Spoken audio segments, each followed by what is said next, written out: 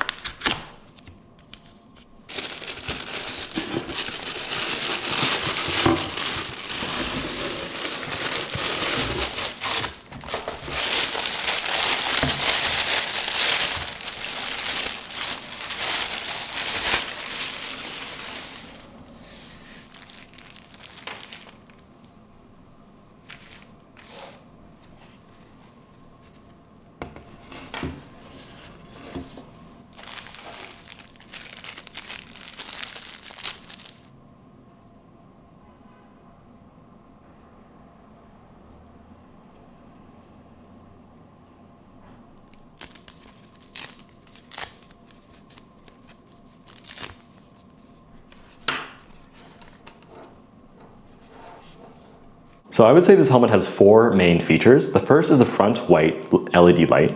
Second is the rear red light.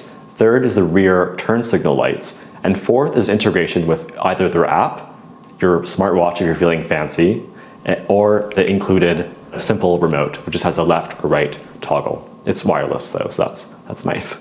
I do not have an Apple Watch, so I'm sticking with the standard included remote. But I think if you do have an Apple Watch, you can do your typical arm gestures to activate those turn signals, which does seem kind of handy. I think there's gonna be a bit of a learning curve for me, at least, remembering to push to left or right, and I'm probably not gonna use it all the time, to be honest, probably situationally. Also, another thing to note is that this helmet has an optional MIPS upgrade that you can order, and essentially MIPS, well, it stands for Multi-Directional Impact Protection System, and I'm not nearly qualified enough to speak on the theoretical benefits or the practical efficacy to say, but just know that that's an option. Although I did see that the Lumos announced that they had production and design issues with the MIPS implementation in this helmet that they think they can sort out, but the orders have been delayed for that, so keep that in mind. All right, let's start with the remote. It's pretty simple, primarily plastic, and it includes these little stretchy bands that you can use to attach it over your handlebars, and there's a few different sizes they give you, so that's nice. And essentially it is two buttons. You got your left, you got your right. Nice little click to them, I like the click. And a little indicator for if your turn is active or if it's connected. So that's good to have. Pretty simple. I would say these little plastic, almost like hair band, hair elastic style things. They're really cheap. That's good and bad because if one breaks, you can get another one pretty easily. But durability, maybe not the highest there, but hopefully, yeah. I think it really depends on how often you are taking off this little remote off your bike. And if you are doing kind of commuting and you have secure places to lock your bike on both ends, or you're just going out for little night rides or whatever, you're probably okay. But I assume if you are maybe locking your bike up in anywhere that's kind of a bit more public, I imagine you probably have to decide for yourself, is this something that I can, is this something I'm gonna have to take off the whole time or is it kind of like low key enough where you think it just kind of, it is very subtle black. It's not like flashy or anything like that. So I don't know, it's probably a gamble you have to figure that out depending on the situation. But that is something I'm just concerned about with these little bands, if you're taking it on and off. And especially if they're kind of hard to take on and off, I don't know. We'll see. The helmet itself is really quite light. I think they said it weighs in at around 370 grams, which is pretty nice for the amount of stuff going on in here. In terms of the battery, it is a non-removable rechargeable lithium-ion battery, and they say you get around 10 hours of battery life at full brightness, that's pretty good. I don't know how often, it depends on if you're using full brightness or what frequency of the flashing you are going with in terms of your helmet. And obviously it depends on your weather and your temperature variables like that. But overall, it's pretty nifty. It does have a USB Type-C port, which is great because I have so many USB Type-C cables and I don't know, there's too many USB Type-C cables, but at least they're everywhere. And it's a bit more future-proofed. Although it does not support fast charging, so it doesn't have the higher voltage or whatever that a lot of smartphones have. So just a standard, I think 5.2 volts, 5 volts into the back here, but at least it's the USB Type-C port. So, you aren't like flipping it, the USB port backwards and forwards to see which one fits. That's nice. In terms of the straps, they are, bicycle straps. I'm not a bicycle helmet reviewer, so I am just saying that they seem pretty nice. Everything seems pretty well done, pretty standard, I would say.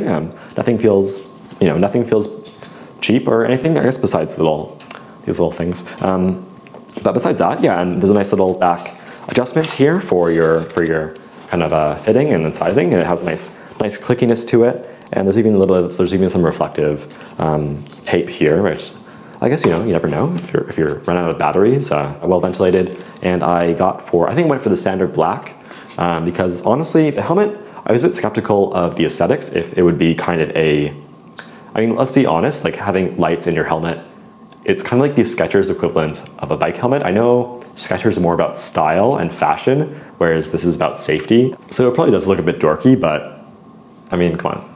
If it's keeping you safe from from motorists driving 1,000-pound vehicles, then yeah, I'll take a bit of a fashion hit. But overall, I would say it actually looks pretty cool. I like the lines a lot. The back, actually, I like the profile of the back quite a bit. The front, I would say, and again, I'm not a designer or anything, so I like the back. The back looks actually quite sporty, and I think relative to the back, the front has a bit more of a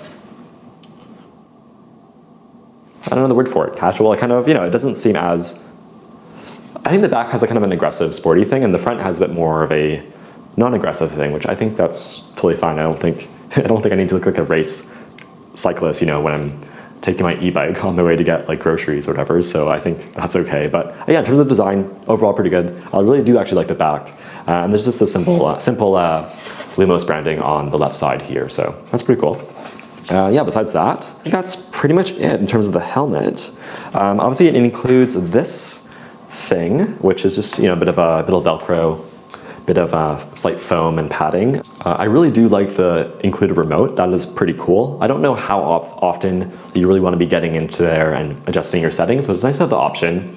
Especially the remote does allow you to check your battery life, which is helpful, and it even can send notifications to your phone if your helmet's on and it is below like 30% battery or something like that. So that's cool, to charge it up.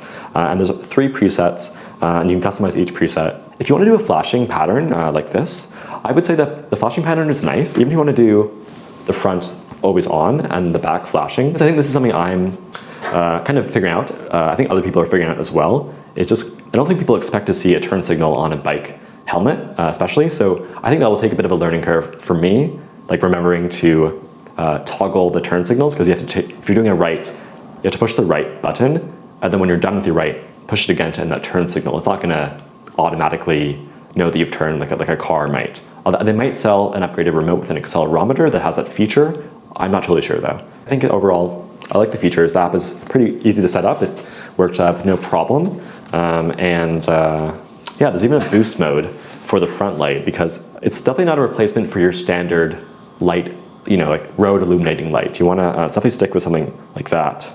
It's not blinding. If I did this to my main, like my main light on my bike, I would not be able to see.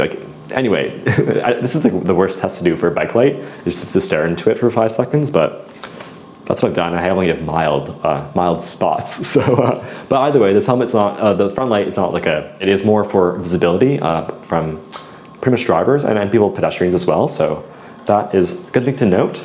It is bright. And yeah, there is a boost mode, but that boost mode is, and it has an including code. I haven't set it up.